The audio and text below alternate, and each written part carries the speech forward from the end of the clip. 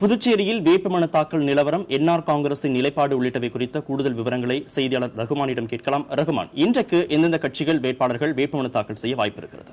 அதாவது கார்த்திகேயன், புதுச்சேரி மாநிலத்தில் நடைபெறக்கூடிய சட்டமன்ற தேர்தலுக்கான வேட்புமனு தாக்கல் கடந்த 23ஆம் தேதி தொடங்கியது.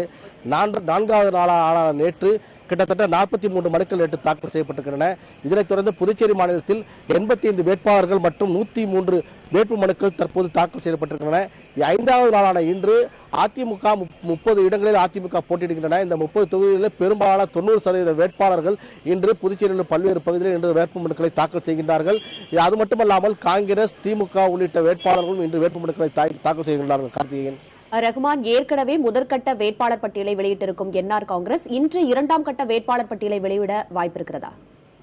கண்டிப்பாகுமா. அதாவது புதுச்சேரியில் வந்து மிகவும் உன்னிப்பாக கவனிக்கப்பட்டு வந்தது ஆளும் என்ஆர் காங்கிரஸ் கட்சியுடைய வேட்பாளர் பட்டியல் தான். ஏனென்றால் அனைத்து கட்சிகளும் வேட்பாளர் பட்டியலை தற்போது அறிவித்து அவர்கள் தற்போது மனு தாக்கல் செய்து வருகின்றார்கள். இந்த நிலையிலே ஆளும் என்ஆர் காங்கிரஸ் கட்சியுடைய நிலைப்பாடு என்ன என்பது தெரியாமல் இருந்தது. இந்த நிலையில் நேற்று மாலை புதுச்சேரி முதலமைச்சரும் என்ஆர் காங்கிரஸ் கட்சியுடைய நிறுவனருமான ரங்கசாமி நேற்று 21 வேட்பாளர் பட்டியலை முதல் பட்டியலை நேற்று வெளியிட்டார். இதனைத் தொடர்ந்து இன்று மாலை மீதமுள்ள இருக்கக்கூடிய 9 வேட்பாளர் பட்டியலையும் இன்று அறிவிப்பார் என்று எதிர்பார்க்கப்படுகின்றது.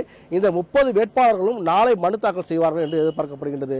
உமா, ரகுமான், ஆளும் கட்சிக்கு வாக்களிப்பது தற்கொலைக்கு சமம் அப்படின்னு அதிமுக பொதுச்செயலாளர் ஜெயலலிதா பிரச்சாரத்தில் ஈடுபடும் போது சொல்றாங்க. அதே மாதிரி முன் எப்போதும் இல்லாத அளவுக்கு தமிழகத்தில் என்னெல்லாம் நலத்திட்டங்கள் செஞ்சிருக்கோமோ அதையும் ஆட்சிக்கு வந்தால் புதுச்சேரியிலும் செய்வோம் அப்படின்லாம் சொல்றாங்க. இதை என்ஆர் காங்கிரஸ் எப்படி எதிர்கொள்ள போகிறது?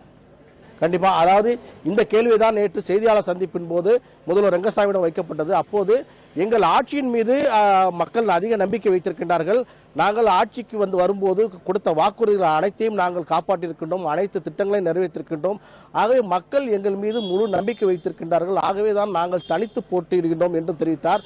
மேலும் என்ஆர் காங்கிரசுக்கு வாக்களித்தால் தற்கொலைக்கு சமம் என்று தமிழக முதலமைச்சர் ஜெயலலிதா பரப்பில் கூறியிருக்கின்றார் என்று கேட்டதற்கு மக்கள் யாருக்கு வாக்களிப்போம் என்பதை அவர்கள் தெளிவாக இருக்கின்றார்கள். ஆகவே அவர்கள் கண்டிப்பாக என்ஆர் காங்கிரசுக்கு வாக்களிப்பார் என்ற வகையில் அவருடைய பதிலாக இருந்தது.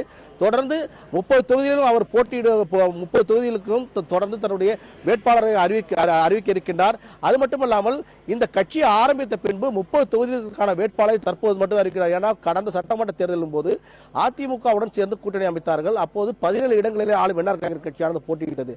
இந்த முறைதான் தற்போது அந்த கட்சி புதிய கட்சியானது 30 இடங்களிலும் தற்போது தங்களுடைய வேட்பாளரை நிறுத்துகின்றது.